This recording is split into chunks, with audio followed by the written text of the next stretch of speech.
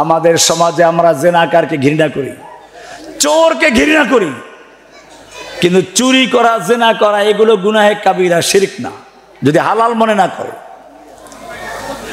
কিন্তু যে ব্যক্তি আল্লাহর আইনকে বাতিল করে দিয়ে আল্লাহর হারামকে হালাল করে দেয়, সে কি করলো?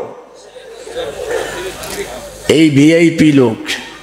কোরআনে আপনারা তো জানেন মুনাফিকদের লক্ষণ আছে কতগুলো হাদিসে। ইজা হাদ্দাসা কাযাবা, কথা বললে মিথ্যা বললে, ওয়াদা করলে খেলাফ করে, এগুলো হাদিসে বলা আছে। কিন্তু ভিআইপি মুনাফিক সম্পর্কে কোরআনে আছে। কোথায় আছে? কোথায় আছে শুনবেন?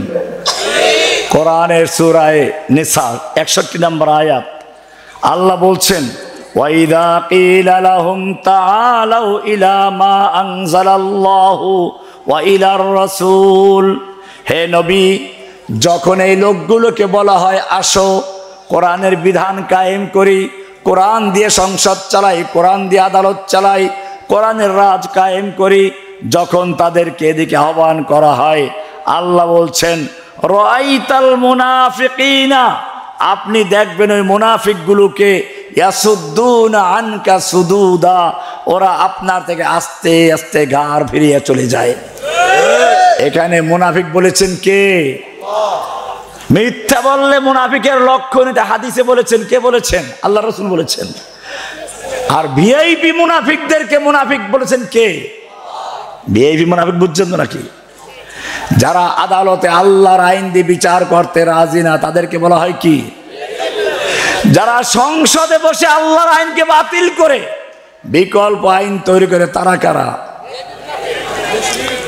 এবারে কোরআন বলছে ফালা ওয়া রাব্বিকা লা ইউমিনুনা, সূরা নিসার 65 নম্বর আয়াত, ফালা ওয়া রাব্বিকা লা ইউমিনুন, হে নবী খবরদার, ওরা মুমিন নয়, হাত্তা ইউহাক্কিমুকা ফীমা শাজারা বাইনাহুম, যতক্ষণ পর্যন্ত তাদের পারস্পরিক মামলা মোকদ্দমার ক্ষেত্রে, তাদের শাসন ব্যবস্থার ক্ষেত্রে আপনার কাছে বিচার ফয়সালা না নিয়ে আসবে, আপনার আদালতে অর্থাৎ কোরআন সুন্নাহর বিচার না মেনে নিবে, সুম্মা লা ইয়াজিদু ফি আনফুসিহিম হারাজাম মিম্মা কাদাইতা, অতঃপর আপনি যেই বিচার ফয়সালা করবেন এই ব্যাপারে তাদের মনে কোনো সংশয় থাকবে না, ওয়ায়ুসাল্লিমু তাসলিমা, সম্পূর্ণরূপে আল্লাহর কাছে আনুগত্য করবে, আল্লাহর আত্মসমর্পণ করবে। এটা না করা পর্যন্ত আপনার রবের কসম তারা মুমিন নয়। কে বলেছেন? পরিষ্কার হয়ে গেল। এবারে আমরা দেখব, আমরা কোরআনকে বিশ্বাস করার দাবি করি, আমরা নিজেদেরকে মুসলিম দাবি করি, আমরা পড়েছি লা ইলাহা ইল্লাল্লাহ। লা ইলাহা ইল্লাল্লাহ মানে কি? লা ইলাহা ইল্লাল্লাহর সাক্ষ্য এত বড় গুরুত্বপূর্ণ, এই সাক্ষ্য না দিলে আজান হয় না, এই সাক্ষ্য না দিলে ইকামত হয় না, এই সাক্ষ্য না দিলে ঈমান হয় না। এই সাক্ষ্য সম্পর্কে আল্লাহ প্রশ্ন করেছেন, কুল আইয়ু শাইইন আকবারু শাহাদা, বলো তো সবচেয়ে বড় সাক্ষ্য কোনটি? এটা সূরা আনআম 19 নম্বর আয়াতে বলা আছে। আল্লাহ প্রশ্ন করেছেন সবচেয়ে বড় সাক্ষ্য কোনটি? লা ইলাহা। এরপরে শুধু এতটুকুই নয়, আল্লাহ তাআলা বলেছেন শাহিদাল্লাহু আন্নাহু লা ইলাহা ইল্লাহু, লা ইলাহা ইল্লাল্লাহর সাক্ষ্য শুধু মানব নয়, জিন ইনসান নয়, এই সাক্ষ্য দিয়েছেন স্বয়ং আল্লাহ নিজেকে দিয়েছেন। কি আছে এর ভিতরে? ভালো করে শুনুন। লা ইলাহা ইল্লাল্লাহর দুইটা অংশ। কয়টা অংশ? লা মানে নেই, ইলাহা মানে কোনো মাবুদ, কোনো মাবুদ নেই, আগে নেই বললেন, ইল্লাল্লাহ মানে আছেন আল্লাহ। লা ইলাহা বলতে কি বলা হলো? লা ইলাহা মানে কোনো মাবুদ নেই। মাবুদ কাকে বলে? আল্লাহর পরিবর্তে যাদের আনুগত্য করা হয়, আল্লাহর বিধানের পরিবর্তে যাদের বিধান মানা হয়, আল্লাহর পরিবর্তে যাকে সেজদা করা হয়, আল্লাহর পরিবর্তে যার মাজারিকে প্রার্থনা করা হয়, আল্লাহর পরিবর্তে যার নামে পশু জবাই করা হয়, আল্লাহর পরিবর্তে যার কাছে সন্তান চাওয়া হয়, এই সবগুলো মাবুদ। আপনি একবারে বলছেন লা ইলাহা, কোনো মাবুদ নেই। আমার অন্তর থেকে, সমাজ থেকে, রাষ্ট্র থেকে, সব জায়গার থেকে যত বাতিল মাবুদ আছে সবগুলো আমি উৎখাত করে দিচ্ছি, ইল্লাল্লাহ বলে কাকে মেনে নিচ্ছি? এটা লা ইলাহা ইল্লাল্লাহর অর্থ। একটা পুরাতন বিল্ডিং এর রং করতে গেলে মানুষ প্রথমে পুরাতন রংটা ঘষে মেজে ধুয়ে মুছে পরিষ্কার করে তারপর নতুন রং করে, ঠিক কিনা? ঠিক তেমনি ভাবে একজন মুমিন যখন লা ইলাহা ইল্লাল্লাহ বলে ঈমান আনে তখন সে বলতে চায় লা ইলাহা, কোনো আইন বিধান দেওয়ার মালিক নেই, ইল্লাল্লাহ বলতে কাকে বলতে চায়? লা ইলাহা, কোনো খাজা বাবা নাই, গাজা বাবা নাই, ল্যাংটা বাবা নাই, দরগাওয়ালা নেই, দুর্গাওয়ালা নাই। লা ইলাহা, কোনো আইনদাতা নাই, বিধানদাতা নাই, কোনো শাসক নেই, কারো আইন চলবে না। ইল্লাল্লাহ বলে শুধু একজনকে মানবো, কাকে? লা ইলাহা। এইটা যারা মানবে আল্লাহ তাআলা বলছেন ফামান ইয়াকফুর বিত-তাগুত, সূরা বাকারার 256 নম্বর আয়াত। লা ইলাহা বলে যে ব্যক্তি সমস্ত তাগুতকে বর্জন করলো, ওয়ায়ুমিন বিল্লাহ, ইল্লাল্লাহ বলে আল্লাহকে মেনে নিল, কয়টা হলো? দুইটা। কয়টা? একটা শক্ত ডাল ধরতে হলে, ঝুলতে হলে কয় হাতে ধরতে হবে? আল্লাহ বলছেন যে ব্যক্তি ফামান ইয়াকফুর বিত-তাগুত, লা ইলাহা বলে সব তাগুতকে বর্জন করলো, ইল্লাল্লাহ বলে আল্লাহকে মানলো, দুই হাতে ধরলো, আল্লাহ বলছেন ফাকাদ ইসতামসাকা বিল উরওয়াতিল উসকা, সেই ব্যক্তি মজবুত হাতল ধরলো, শক্ত করে ধরলো, লান ফিসামা লাহা, যা কখনো ছিঁড়ে যাবার নয়। দুনিয়ার যত বড় শক্তি হোক না কেন, নরেন্দ্র মোদীর যত বড় পারমাণবিক বোমা থাকুক না কেন, যত ক্ষেপণাস্ত্র আর যত সৈনিক থাকুক, আল্লাহ বলছেন লান ফিসামা লাহা, দুনিয়ার কোন শক্তি, দুনিয়ার কোন প্লাবন তাদেরকে ভাসিয়ে নিতে পারবে না, কারণ তারা শক্ত করে ধরেছেন কাকে? লা ইলাহা ইল্লাল্লাহ। ফাকাদ ইসতামসাকা, সে শক্তভাবে ধরেছে। মাসাকা বলেন না, আলেমরা বুঝবে এটা। ইসতামসাকা বাবে ইস্তেফাল থেকে, ফাকাদ ইসতামসাকা বিল উরওয়াতিল উসকা, সে শক্তভাবে ধারণ করেছে। বিল উরওয়াতিল উসকা, মজবুত হাতল, শক্ত হাতল। কোন হাতল ধরলো? কোরআনে তার ব্যাখ্যা আছে। কোরআনে আরেকটা আল্লাহ বলছেন আলাম তারা কাইফা দারাবাল্লাহু মাসালান কালিমাতান তাইয়্যিবাতান কাশাজারাতিন তাইয়্যিবা। ও মুমিন যারা লা ইলাহা ইল্লাল্লাহ বলে ঈমান এনেছো, তুমি খালি লা ইলাহা ইল্লাল্লাহ পড়েছো, জানো না এটা কি জিনিস? আল্লাহ তোমাকে উদাহরণ দিয়ে বুঝাচ্ছেন। আলাম তারা কাইফা দারাবাল্লাহু মাসালান কালিমাতান তাইয়্যিবাতান কাশাজারাতিন তাইয়্যিবা। আল্লাহ তাআলা এই কালেমায়ে তাইয়্যিবাকে একটা পবিত্র গাছের সঙ্গে তুলনা করছেন। কার সঙ্গে? পবিত্র গাছ। কি গাছ? আল্লাহর রাসূল একদিন খেজুর গাছের ওই যে শীতের কালে ডাল ছাড়ালে পরে সাদা মুচি বের হয়, মুচি খাচ্ছিলেন। সাহাবীদের জিজ্ঞেস করলেন, বলো তো জঙ্গলে একটা গাছ আছে, যেই গাছের সঙ্গে মুমিনদের মিল আছে। গাছের শিকড় মাটিতে গাঁথা, ডালগুলো উপরে কখনো বাতাসে ঝরে পড়ে না। গাছটা কি গাছ বলতে পারো? সাহাবায়ে কেরাম সকলেই মনে মনে জঙ্গলে চলে গেলেন, কেউ বলতে পারলেন না। আল্লাহর নবী নিজে বললেন, এটা কি খেজুর গাছ নয়? খেজুর গাছের শিকড় মাটিতে গাঁথা, ডালগুলো পরে বাতাসে ঝড় তুফানে তার পাতা ঝরাতে পারে না। আল্লাহ রাব্বুল আলামিন বলছেন আলাম তারা কাইফা দারাবাল্লাহু মাসালান কালিমাতান তাইয়্যিবাতান কাশাজারাতিন তাইয়্যিবা। যারা লা ইলাহা ইল্লাল্লাহ বলে ঈমান এনেছে তাদের উপমা হচ্ছে, উদাহরণ হচ্ছে, কালেমার উদাহরণ হচ্ছে একটা পবিত্র গাছের মতো। আসলুহা সাবিতুন, তাদের শিকড় হচ্ছে মাটিতে। ফারউহা ফিস সামা, তাদের শাখা হচ্ছে আসমানে। তারা দুই হাতে ধরেছে আসমানে, আল্লাহর আরশ ধরেছে। কি ধরেছে? লান ফিসামা লাহা, দুনিয়ার কোনো শক্তি তাদের বিচ্ছিন্ন করতে পারবে না। বোঝা গেল এখানেই আমাদের সমস্যা। আজকে কাফের মুশরিক দুনিয়ার সব মুসলমানদের সব জায়গায় মার খাচ্ছে। ফিলিস্তিনে বলেন, ইরাক সিরিয়া বলেন, আফগানিস্তান বলেন, পাকিস্তান বলেন, এরকম ভাবে আপনার কাশ্মীর বলেন, আরাকান বলেন, সব জায়গায় মুসলিমরা মার খাচ্ছে। অথচ মুসলিমদের ইতিহাস পড়ুন।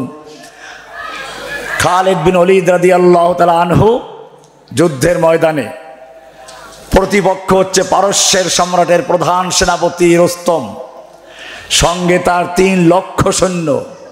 খালিদ বিন ওলীদের সঙ্গে মাত্র 30,000-এর মতো। রাতের বেলা রুস্তম তার গোয়েন্দাদেরকে পাঠালো খালিদ বিন ওলীদের তাঁবুতে, দেখো মুসলিমদের অবস্থাটা কি। রাতের বেলায় তো মুসলিমরা কান্নাকাটি করে কার কাছে? কেউ দাঁড়িয়ে, কেউ বসে, কেউ শুয়ে। রুস্তমের গোয়েন্দারা দেখলো যে মুসলিমদের তাঁবুতে কান্নাকাটি চলছে, কেউ শুয়ে, কেউ দাঁড়িয়ে, কেউ বসে, কান্নাকাটি করতে করতে তাদের বুক ভিজে গেছে। গোয়েন্দারা রুস্তমকে গিয়ে বলল, দেখো মুসলিমদের সঙ্গে যুদ্ধ করার কোনো প্রয়োজন নেই, ওরা ভয় পেয়ে কান্নাকাটি করছে। রুস্তম চিন্তা করলো, ঠিক আছে, তাহলে 3 লক্ষ সৈন্য মাঠে নামানোর কোনো প্রয়োজন নেই। 1 লাখ সৈন্য নিয়ে মাঠে নামলো। যুদ্ধ শুরু হয়ে গেল।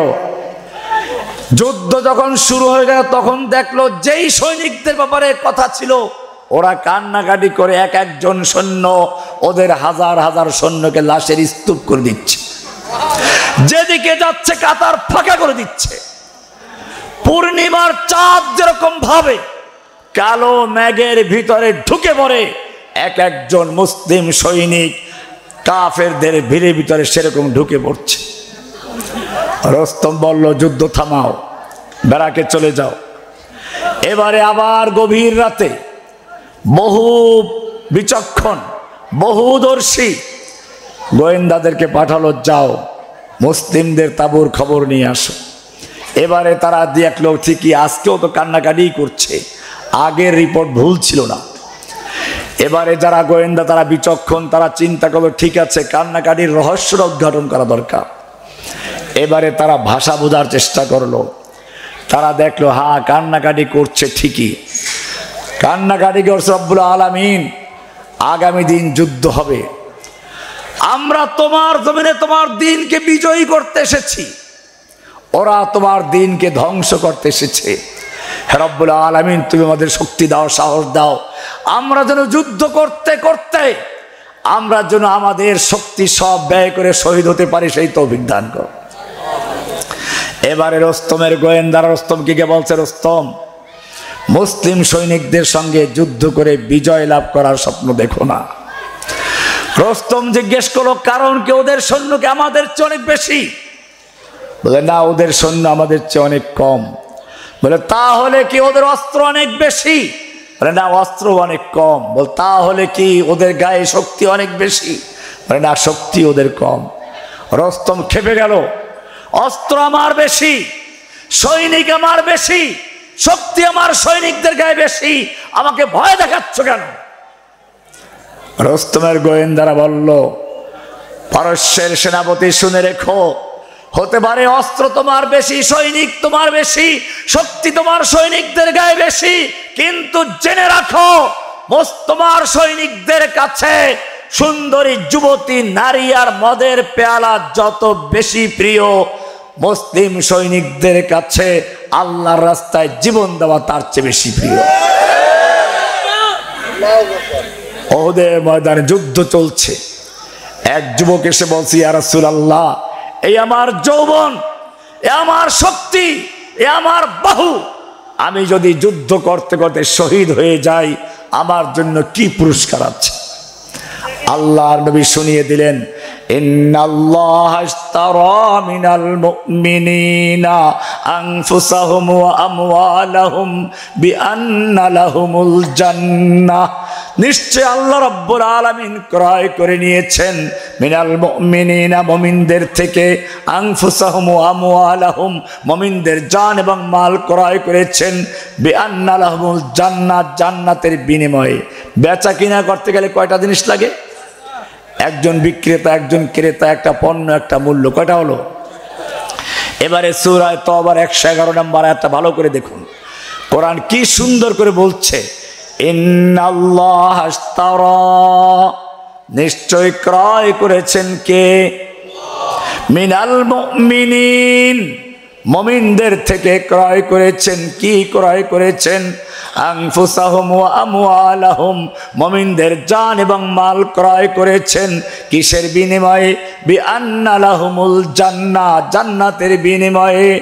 এবারে আপনি প্রশ্ন করবেন, রব্বুল আলামিন, আমরা যখন দোকান থেকে কোনো জিনিস কিনি, কেনার পরে বাজারে ব্যাগটা দিয়ে দেই, দোকানদার মালগুলো থলিতে দিয়ে দেয়, রব্বুল আলামিন আমরা তোমার কাছে আমাদের জানমাল বিক্রয় করেছি জান্নাতের বিনিময়ে, মেহেরবানি করে তুমি তোমার বাজারের ব্যাগটা আমাদের হাতে দাও, আমরা আমাদের জানমাল দিয়ে দেই। আল্লাহ বলছেন না, আমাদের কোনো বাজারের ব্যাগ নেই। ইউকাতিলুনা ফি সাবিলিল্লাহ, আমার সঙ্গে যারা ব্যবসা করেছো, বেচা কিনা করেছো, জান্নাতের বিনিময়ে যারা জানমাল বিক্রয় করে দিয়েছো, তারা জেনে রাখো তোমাদের হস্তান্তরের সুযোগ হচ্ছে এই ইউকাতিলুনা ফি সাবিলিল্লাহ, তারা আল্লাহর রাস্তায় কিতাল করবে, যুদ্ধ করবে, লড়াই করবে। ফায়াকতুলুনা ওয়া ইউকতালুন, তারা মারবে আর মরবে। কি করবে? আগে মারবে তারপরে মরবে। ওয়াদানা আলাইহি হাক্কান ফিত তাওরাতি ওয়াল ইনজিলি ওয়াল কুরআন। জমি কিনতে গেলে মানুষ নির্ভেজাল জমি কিনা, ভালো জমি কিনা, তিনটা দলিল দেখে। কয়টা দলিল? ব্রিটিশ আমলের, পাকিস্তান আমলের, বর্তমানের। আল্লাহ তাআলা তিনটা দলিল পেশ করেছেন। ওয়াদানা আলাইহি হাক্কান ফিত তাওরাতি, ব্রিটিশ আমলের দলিল। ওয়াল ইনজিল, ইনজিলে ওয়াদা করেছেন। ওয়াল কোরআন, এই ওয়াদা করেছেন কোরআনে। ফাস্তাবশিরু বিবাইইকুমুল্লাযী বায়াতুম বিহি, সুতরাং তোমরা আল্লাহর সঙ্গে যেই ব্যবসা করেছো, যেই বাণিজ্য করেছো, এতে ঠকো নাই, তোমরা আনন্দিত হও, খুশি হও। কে বলেছেন? যুবক শুনে খুব খুশি হয়ে গেল। বাহ বাহ, জান্নাতে যাওয়া এত সহজ। যুদ্ধ করতে শক্তির তো প্রয়োজন। কয়েকটা খেজুর বের করলো, 2-3টা খেজুর বের করে খেয়ে বাকিগুলো ছুঁড়ে মারলেন আর বললেন জান্নাতে যেতে এত আমার অনেক দেরি হয়ে যাবে। তলোয়ার নিয়ে যুদ্ধ শুরু করলেন, কাফেরদের ভিড়ের ভিতরে ঢুকে পড়ছেন। সাহাবায়ে কেরাম ডাক দিল, যুবক তুমি তো কাফেরদের ভিড়ের মধ্যে ঢুকে পড়েছো। যুবক তাকালো, চেহারায় রক্ত, ঠোঁটে মুস্কি হাসি, বলছে আমার ভাইয়েরা আমাকে বিদায় দাও, আমি যাচ্ছি। আমি উহুদের পাহাড়ের দিক থেকে আমার নাকের ভিতরে জান্নাতের সুগন্ধ পাচ্ছি। ইন্নাল্লাহ আশতারা মিনাল মুমিনিন, যদি তুমি জান্নাত লাভ করতে চাও, সুন্দরী নারীর গলার হার হতে চাও, তোমাকে আগুনের পোড়া খেতে হবে, হাতুড়ির বাড়ি খেতে হবে। জেনে রাখো তোমার চেয়ে তোমার নবী আল্লাহর কাছে অনেক বুজুর্গ ছিলেন। তোমার নবীর চেহারাও তোমার চেয়ে সুন্দর ছিল, তোমার নবীর আদর্শ তোমার চেয়ে ভালো ছিল। কি সুন্দর করে বলছেন। ও মুসলমান, ভালো করে শুনে একটু নবীর ঝলক দিচ্ছি। আয়েশা রাদিয়াল্লাহু তাআলা আনহা তার স্বামী নবী মুহাম্মদ সাল্লাল্লাহু আলাইহি ওয়াসাল্লাম সম্পর্কে কি বলছেন শুনুন। লানা শামসুন ওয়ালিল আফাকি শামসুন ওয়া শামসি আফদালু শামসিস সামাই। ও দুনিয়ার মানুষ শুনে রেখো, আসমানেরও একটা সূর্য আছে, আমারও একটা সূর্য আছে, কিন্তু জেনে রাখো আমার সূর্যটা আসমানের সূর্যের চেয়ে লক্ষ কোটি গুণে ভালো। কারণ হচ্ছে এই, ফাইন্নাশ শামসা তাতলু বাদাল ফাজারি, দুনিয়ার সূর্যটা ফজরের পরে উদিত হয়ে শুধু আলোকিতই করে, কিন্তু আমার সূর্য ওয়াশামসি তাতলু বাদাল ইশাই, আমার সূর্য যখন দুনিয়া অন্ধকার, জুলুম, অত্যাচার, নির্যাতন, নিপীড়ন, লুণ্ঠন, ধর্ষণ, খুনাখুনিতে যখন লিপ্ত হয়ে গিয়েছিল, যেই যুগটাকে ইতিহাস বলে বর্বরতার যুগ, আইয়ামে জাহিলিয়াতের যুগ, সেই যুগে আমার সূর্য উদিত হয়ে সকল অন্ধকারকে দূর করে যাদের পথের দিশা ছিল না, ফাইন্নাশ শামসা তাতলু বাদাল ফাজরি ওয়া শামসি তাতলু বাদাল ইশাই, আমার সূর্য উদয় হয়ে যেই ওমর ইবনে খাত্তাব দর্শন করত, খুন করত, মারামারি করত, এমনকি নবীর গর্দান পর্যন্ত আনার জন্য তৈরি হয়েছিল, সেই রকম লোকগুলোকে এমন এক শিক্ষা দিলেন, এমন এক আলো দিলেন, সেই লোকগুলো শুধু পথের দিশাই পেল না, বরং পথের দিশারি হয়ে গেছে। দুরফেশানি নে তেরি কতরু কো দরিয়া কর দিয়া, দিল কো রোশন কর দিয়া, आंखों को बीना कर दिया, खुद न थे जो राह पर औरों के हादी बन गए, क्या नजर थी जिसने मुर्दों को मसीहा कर दिया। হাসান ইবনে সাবিত বলছেন, হে নবী আপনার প্রশংসা কি করব? ওয়া আহসানা মিন কালাম তারাকাতু আইনি ওয়া আজমালা মিন কালাম তালিদিন নিসাউ। হে নবী আপনার মতো সুন্দর চেহারার মানুষ দুনিয়ার কোনো চর্মচক্ষু দেখে নাই। ওয়া আজমালা মিন কালাম তালিদিন নিসাউ, আপনার চেয়ে সুন্দর কোনো মানুষ কোনো মহিলা জন্ম দেয় নাই। কুলিতা মুবাররাম মিন কুল্লি আইবি, আপনি সমস্ত দোষ ত্রুটি মুক্ত হয়ে আপনার রব আপনাকে সৃষ্টি করেছেন। কান্নাকা কদ খুলিকতা কামা তাশাউ, যেন আপনি যেরকমটা চেয়েছিলেন আপনার চাহিদা মতো আপনার রব আপনাকে সৃষ্টি করেছেন। শেখ সাদি কি সুন্দর বলছেন, না হুসনাশ গায়াতে দারাত না সাদি রাসকুন পায়া বামিরাত তশনা মুস্তাসকি ওয়া দরিয়া হাম চুনা বাকি। হে নবী আমি একজন কবি, আমার কবিতার কোনো শেষ নেই, আমার কবিতার ভাষার কোনো শেষ নেই, আপনার সৌন্দর্যের কোনো শেষ নেই। না হুসনাশ গায়াতে দারাত না সাদি রাসকুন পায়া বামিরাত তশনা মুস্তাসকি ওয়া দরিয়া হাম চুনা বাকি।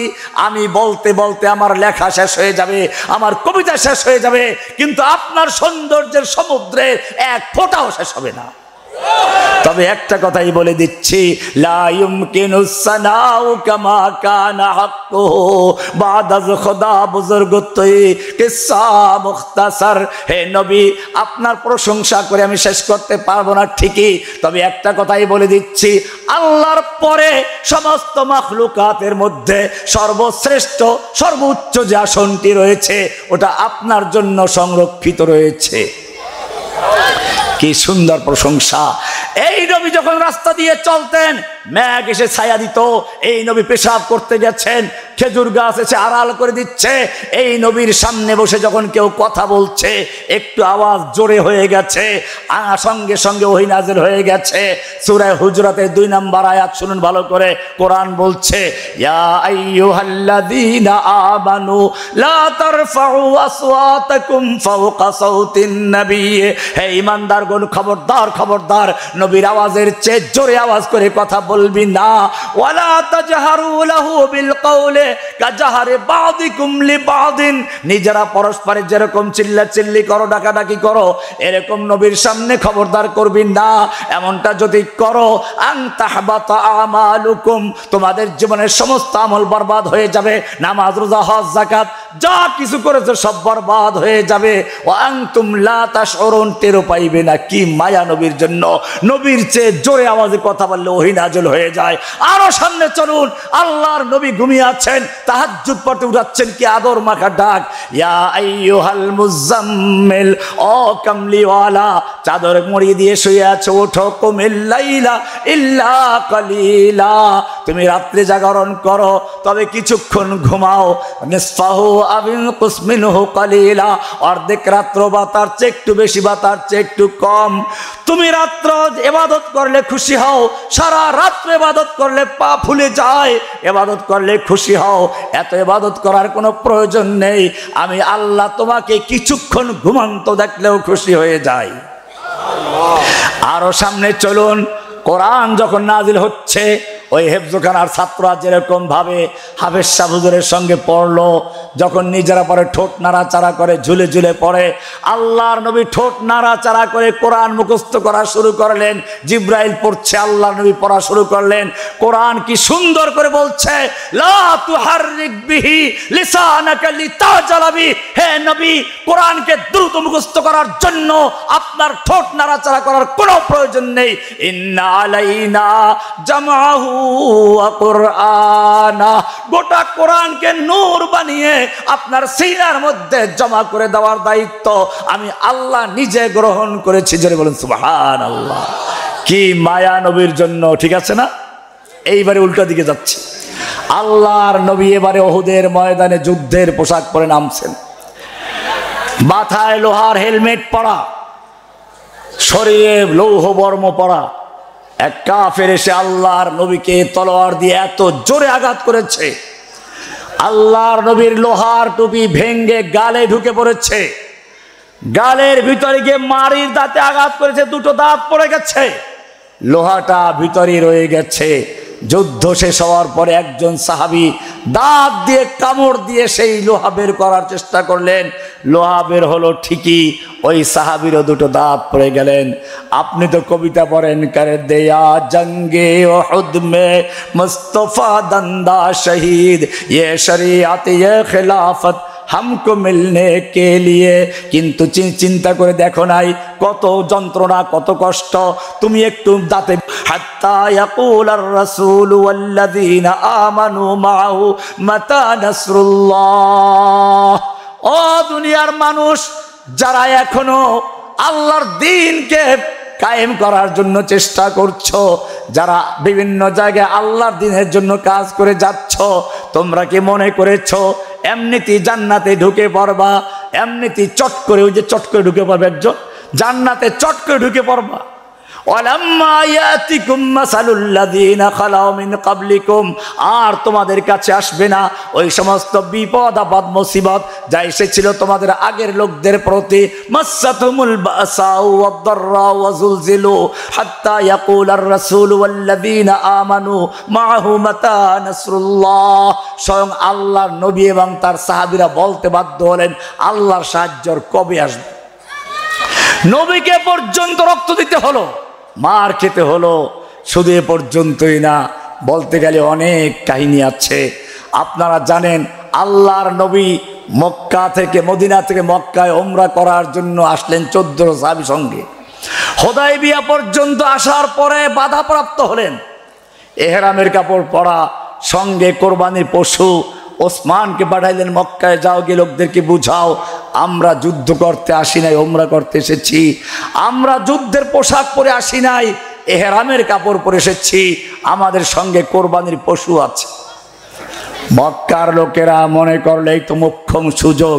মুহাম্মদ সাল্লাল্লাহু আলাইহি সাল্লাম নিজে এবং তার সঙ্গে 14 সাহাবী, আনসার মুহাজিরদের ক্রিমগুলো আছে এখানে, এই লোকগুলো মেরে ফেলতে পারলে আমাদের আর কোনো চ্যালেঞ্জ থাকবে না। তবে একটু পরীক্ষা তো করতে হয়। ওই দেখেন না মাঝে মধ্যে গুজব ছড়ায়, চট করে ঢুকে পড়বো। এটা মক্কার কাফেরদের চরিত্র। পরীক্ষা করে দেখে মুসলমান ঐক্যবদ্ধ আছে কিনা। মক্কার কাফেররা ছড়িয়ে দিল, ওসমানকে আটকে দিয়ে গুজব ছড়ালো, ওসমানকে হত্যা করা হয়েছে। দেখি কি প্রতিক্রিয়া হয়। যদি মুসলিম শিবিরে ভীতি সরিয়ে যায় তাহলে আক্রমণ করব, শেষ করে দিব। আর যদি তারা যুদ্ধের জন্য প্রস্তুতি নেয় তাহলে আর যুদ্ধ করার দরকার নেই, সন্ধি করব। খবর ছড়িয়ে গেল, আল্লাহর নবীর খবর, তাবুতে খবর পৌঁছে গেল ওসমানকে হত্যা করা হয়েছে। কোরআন পড়ুন, হাদিস পড়ুন। আল্লাহর নবী তাবুর থেকে বেরিয়ে আসলেন, জোরে ডাক দিয়া আসহাবাস শাজারা, ওহে গাছের নিচে অবস্থানকারী সাহাবীরা বেরিয়ে আসো, আমার কাছে খবর এসেছে আমার ওসমানকে হত্যা করা হয়েছে। আমি হাত বিছিয়ে দিলাম, আল্লাহর নবী হাত বিছিয়ে দিলেন আর বললেন, আমার হাতের উপর হাত রেখে বায়াত করো, অঙ্গীকার করো, ওয়াদা করো, যতক্ষণ পর্যন্ত ওসমান হত্যার বদলা নিতে গিয়ে হয়তো মক্কা বিজয় করে ছাড়বো, নতুবা আমরা সকলেই শহীদ হব, কেউ মদিনায় ফিরে যাব না। যারা তৈরি তারা বায়াত করো। 1400 সাহাবায়ে কেরাম আল্লাহর নবীর হাতের উপরে হাত রেখে বায়াত করলেন। এক পর্যায়ে আল্লাহর নবী নিজের বাম হাতটাকে ডান হাতের উপর রাখলেন আর বললেন, এটা হচ্ছে ওসমানের হাত, যাতে ওসমান এই বায়াত থেকে বঞ্চিত না হয়। বায়াত হয়ে গেল।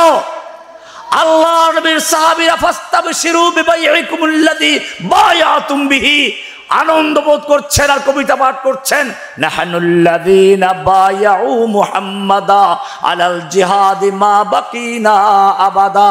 আমরা সে জাতি যারা আল্লাহর নবীর হাতের উপরে হাত রেখে বায়াত করেছি, আমাদের যতক্ষণ পর্যন্ত দেহের সঙ্গে রূহ থাকবে আমরা কখনো পালাবো না, আমরা পিছপা হব না, আমরা হয়তো বিজয় করে ছাড়বো, নতুবা শহীদ হব, একটা লোক মদিনা ফিরে যাব না। বায়াত হয়ে গেল। মক্কায় খবর ছড়িয়ে গেল, মক্কার কাফেরদের কলিজার মধ্যে ভয় ঢুকে পড়লো। এবারে তারা ওসমানকে নিয়ে আসলো আর বললো, না না, আমরা তো ওসমানকে হত্যা করি নাই, মেহমানদারি করছিলাম, আমরা তো সন্ধি করার জন্য আসছি।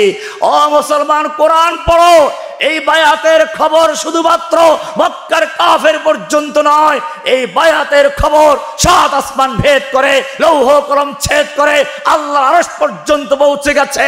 সূরা ফাতহ এর 10 নম্বর আয়াত নাযিল হয়ে গেছে, লাকাদ রাদিয়াল্লাহু আনিল মুমিনিনা ইয ইউবাইউনাকা তাহতাশ শাজারা। হে নবী, আল্লাহ তাআলা মুমিনদের প্রতি সন্তুষ্ট হয়ে গেছেন, রাজি হয়ে গেছেন, খুশি হয়ে গেছেন যখন তারা আপনার হাতের উপরে হাত রেখে বায়াত করছিল গাছের নিচে বসে। গাছের পর্যন্ত আলোচনা কোরআনে চলে আসলো। শুধু এ পর্যন্তই নয়, এরপরে একটু সামনে যান, সূরা ফাতহ 18 নম্বর আয়াত আল্লাহ বলছেন, ইন্নাল্লাযীনা ইউবাইউনাকা ইন্নামা ইউবাইউনাল্লাহ। হে নবী, যারা আপনার হাতে হাত রেখে বায়াত করেছিল ওরা শুধু আপনার হাতে হাত রেখে বায়াত করে নাই, ইন্নামা ইউবাইউনাল্লাহ, ওরা সরাসরি আল্লাহর কাছে বায়াত করেছে। কার কাছে বায়াত করেছে? ইয়াদুল্লাহি ফাওকা আইদিহিম, ওদের হাতের উপরে স্বয়ং আল্লাহর হাত ছিল। কার হাত ছিল? একজন মুমিনের মৃত্যুর খবর শুনে আল্লাহর নবী নিজের জীবন উৎসর্গ করলেন। 1400 সাহাবায়ে কেরাম নিজের জীবন উৎসর্গ করলেন। আজকে সারা দুনিয়ায় হাজার হাজার ওসমান বন্দী আছে। আজকে আমাদের দেশে হাজার লোকদেরকে এখন আমাদের দেশে কারাগারে বন্দী করে রাখা হয়েছে। আমাদের তাদের জন্য কোনো কাজ নেই।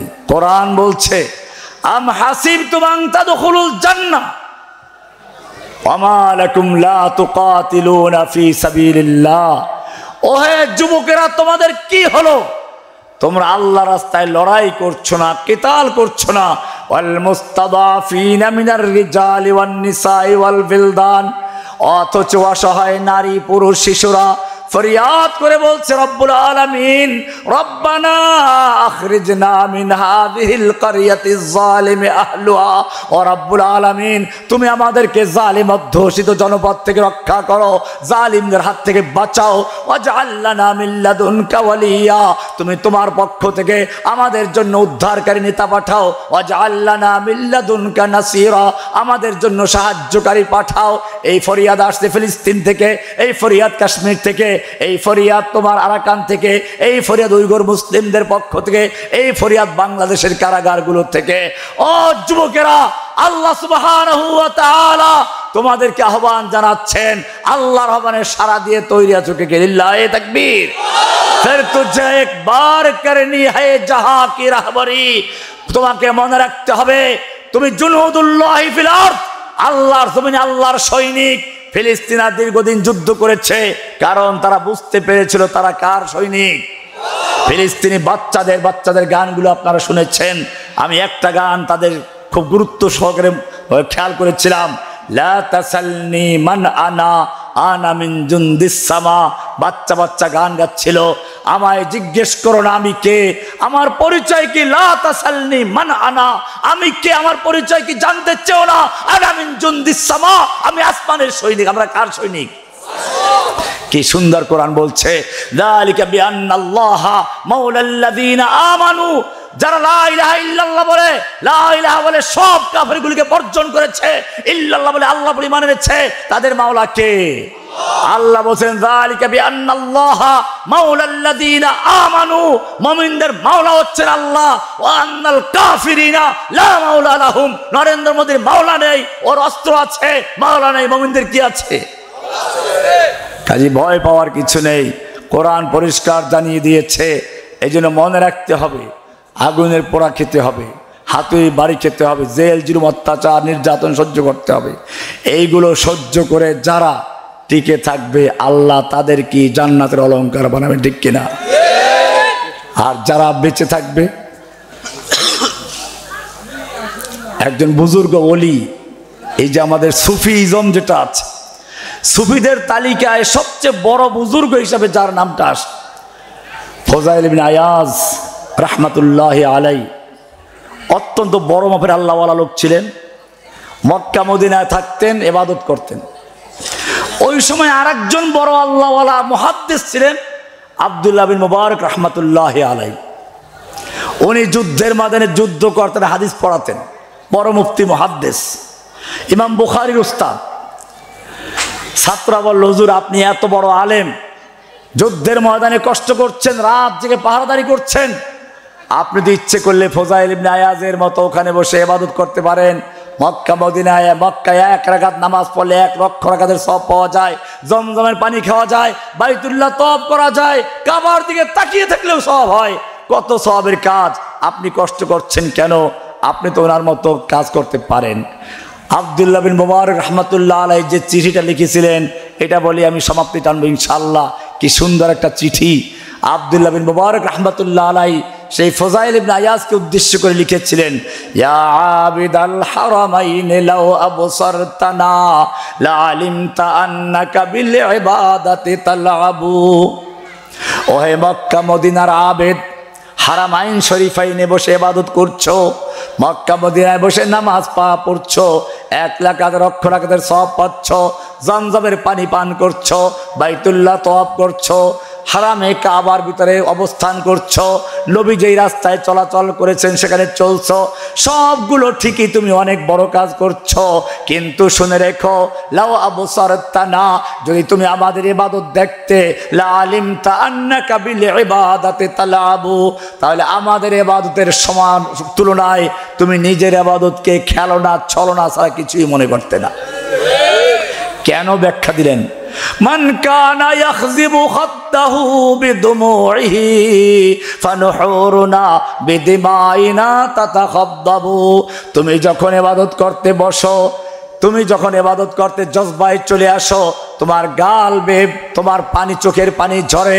আর আমাদের অবস্থা শুনো, আমাদের যখন যুদ্ধের ময়দানে জজবা এসে যায়, আমাদের যখন পুরা জোশ এসে যায়, তখন শুধু চোখের পানি দিয়ে নয়, আমাদের মাথার রক্ত দিয়ে আমাদের গিরিবা পর্যন্ত ভিজে যায়। মান কানা ইয়াখযিবু খাদ্দাহু বিদুমুইহি ফানুহুরুনা বিদিমাইনা তাতাখাদ্দাবু রিহুল আবীর লাকুম ওয়া নাহনু আবীরুনা রাহজুস সানাবিকি ওয়াল গুবারুল আতিয়াবু।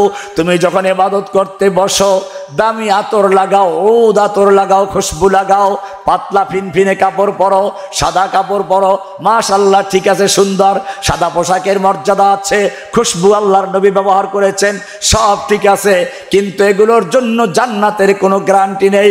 কিন্তু শুনে রেখো, আমরা যখন ইবাদতে নামি, আমাদের আতর আর গোলাপ হচ্ছে কি, যুদ্ধের ময়দানে ঘোড়ার পায়ের সঙ্গে উড়ে আসা ধুলাবালু আর খুরের আঘাতে অগ্নিস্ফুলিঙ্গ, এগুলো হচ্ছে আমাদের ধুলাবালু, হলে আতর আর গোলাপ। আওয়ামান কানা ইউতিবু খাইলাহু ফি বাতিলিন ফাখুয়ুলুনা ইয়াওমাল কারিহাতি তাতাবু। তুমি যখন তোমার ঘোড়াগুলো, তুমিও ঘোড়ায় চড়ো, আমরাও ঘোড়ায় চড়ি, তোমাদের ঘোড়াগুলো তোমাদের পিসাব মানুষ হাদিয়া তোফা আর তোমার মালামাল টানতে টানতে ক্লান্ত হয়ে যায়, আর আমাদের ঘোড়াগুলো যুদ্ধের ময়দানে যুদ্ধ করতে করতে ক্লান্ত হয়ে যায়। হাযা কিতাবুল্লাহি ইয়ানতিকু বাইনানা লাইসা শাহীদ বিমাইয়িতিন লা ইউকযাবু। তুমি যখন মরে যাবে, তোমার জানাজায় লক্ষ লক্ষ লোক হবে, তোমার জানা, তুমি জগৎ বিখ্যাত আল্লাহর ওলি, কিন্তু জেনে রাখো, তোমার জানাজায় লক্ষ লক্ষ লোক হলেও তোমার কাপড়গুলো সব খুলে ফেলা হবে, তোমাকে নতুন কাপড় দেওয়া হবে। কিন্তু জেনে রাখো, আমি যদি যুদ্ধের ময়দানে শহীদ হয়ে যাই, আমি যুদ্ধের ময়দানে যে পোশাক পরা ছিলাম, ওই পোশাক নিয়েই আমার কবর হবে। কিয়ামতের মাঠে তুমি যখন উঠবে, তোমার সেই দামি পোশাক থাকবে না, সব খুলে উলঙ্গ উঠতে হবে। আর আমি যখন কিয়ামতের মাঠে উঠবো, যুদ্ধের পোশাক পরে উঠবো, রক্ত তাজা হয়ে ঝরতে থাকবে। আল্লাহ রাসূল বলেছেন, ইয়াসউবু দামান, রক্তগুলো তাজা হয়ে ঝরতে থাকবে। লাউনুহু লাউনুদ্দাম ওয়া রিহুহু রিহুল মিসকে, রংটা হবে রক্তের রং, ঘ্রাণটা হবে মেশক আম্বারের ঘ্রাণ। এ হচ্ছে তোমার আমার মধ্যে পার্থক্য। সুতরাং মনে রাখতে হবে, তোমরা যারা আল্লাহর দিনের সৈনিক হিসেবে কাজ করতে চাও, তোমাদেরকে আগুনের পোড়া খেতে হবে, হাতুড়ির বাড়ি খেতে হবে, তারপরেই তুমি আল্লাহর জন্য কাজ করতে পারো, ঠিক কিনা? এবারে আল্লাহ তোমাদের যে বিজয়ের কোরআন বলছে, যারা আন্দোলন করেছো, রক্ত দিয়েছো, ছাত্র জনতা, তোমাদের জন্য একটা সুসংবাদ দিচ্ছে কোরআন থেকে। কোরআন কি সুন্দর করে বলছে, সূরা কসাস 28 নম্বর সূরা, আল্লাহ তাআলা বলছেন, যুগে যুগে ফেরাউনরা একদল মানুষকে অত্যাচার নির্যাতন করে দুর্বল করে রাখতো, এবারে আল্লাহ তাআলা তোমাদেরকে বলছেন অনুরিদু আন্নামুন্না আলাল্লাযিনা ইসতুদঈফু, এবারে আমার ইচ্ছে হলো যাদেরকে দুর্বল করে রাখা হয়েছিল ফিল আরদে আমি তাদের প্রতি অনুগ্রহ করব। ওয়া নাজআলাহুম আইম্মাতান, আমি তাদেরকে ইমাম বানাবো, লিডার বানাবো। ওয়া নাজআলাহুমুল ওয়ারিসিন, আমি তাদেরকে জমিনে আমার প্রতিনিধি বানাবো। এরপরে বলেছেন ওয়ানুমাক্কিনা লাহুম ফিল আরদ, এবং তোমাদেরকে জমিনের ক্ষমতা দিব। ওয়া নুরিয়া ফিরআউনা ওয়া হামানা ওয়া জুনুদাহুম মিনহুম মা কানু ইয়াহজারুন, এরপরে ফিরআউন, হামান, নমরুদদেরকে যারা তোমাদের অত্যাচার করেছিল, জুলুম করেছিল, তারা যে জিনিসটার ভয় করেছিল সেটা তাদেরকে দেখিয়ে দিব। যা আল্লাহ তাআলা দেখাচ্ছেন এটাই হচ্ছে, যদি তোমরা সত্যিকার অর্থে ঐক্যবদ্ধ হয়ে যেভাবে আন্দোলন আগে করেছিলে সেভাবে থাকতে পারো, দল মত নির্বিশেষে, তাহলে ইনশাআল্লাহ ওই যে চট করে ঢুকে পড়বো এই সব দিয়ে কোনো ক্ষতি করতে পারবে না। এদেশের জনগণ ঐক্যবদ্ধ থাকতে পারো হয়েছে, সুতরাং ভয়ের কোনো কারণ নেই। ঐক্যবদ্ধ থাকো। মানফাত এক है इस कौम की, नुकसान भी एक ही सबका नबी, दीन भी ईमान भी एक, अल्लाह भी एक, हराम पाक भी एक, काबा भी एक, क्या बड़ी बात थी मुसलमान भी एक। आखिर दावाना अनिल हम्दुलिल्लाहि रब्बिल आलमीन व सल्लल्लाहु तआला अला नबियना मुहम्मद व अला आलिहि व असहबिहि अजमाइन। अस्सलामु अलैकुम व रहमतुल्लाहि व बरकातुहू।